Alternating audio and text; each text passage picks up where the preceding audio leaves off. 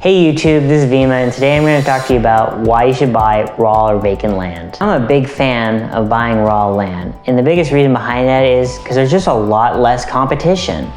Typically in real estate, everyone's trying to buy residential houses or maybe buying office buildings, but not many people are looking into buying raw land because they just see the land and it just doesn't feel appealing and it just seems really boring. But in real estate, sometimes boring is a great thing, not having to deal with tenants or anything like that. So when it comes to investing in real estate, a lot of people are a big fan of doing residential or buying a home. And typically you're going to get returns of 7% per year when you do that. And that's a great return.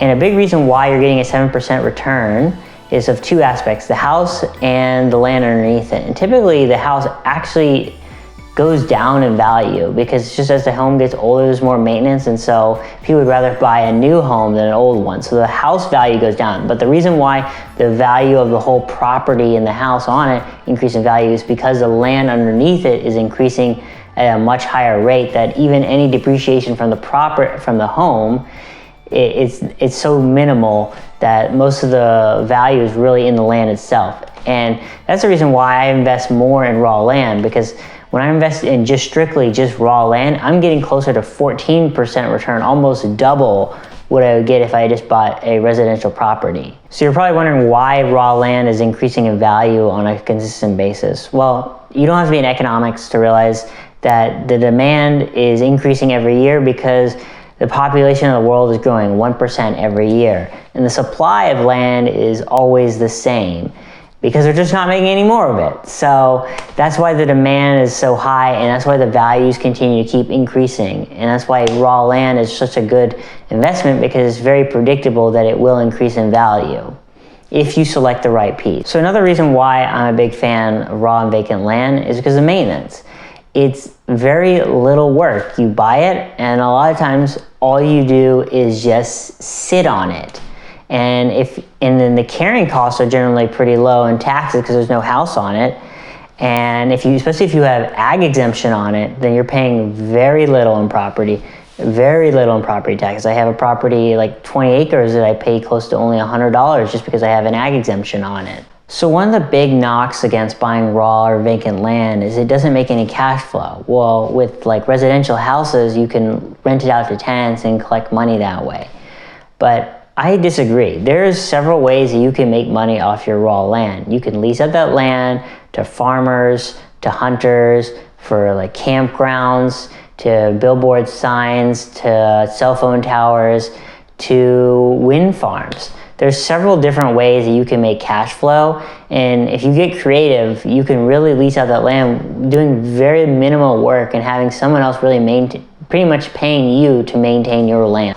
One thing that's great now is like with the technology that we have out there, it's easier than ever to research land without even having to go to the property. You can use Google Earth, Google Maps to look at the raw land itself, because a lot of times you're looking at the location of the land, you're looking about how many acres, and then calling the county to find about the utilities to figure out what's the best use for that land. And I have another video that I'm going to probably make talking about what are the things you need to do before you buy raw land, and I'll probably have another video on that. So when it comes time to sell your property, a lot of times it's either going to be another investor just looking to buy and hold similar to what you just did, or some land developer that's going to come and want to develop that property. And a lot of times they're going to ask you for a seller finance, which means you act as a bank and you give a loan to them.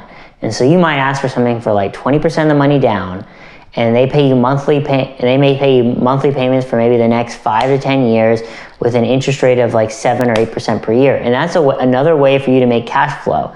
And if you're worried that like, what if they don't pay, that may be the best thing to ever happen to you, because essentially they've paid you all this money, and if they default, you get to keep all that money, and then you get to resell the land back. So it's almost even better for you if that happens. And a lot of times they're just holding the land and they're not doing anything to devalue the land. So you don't really have that much to be really concerned about.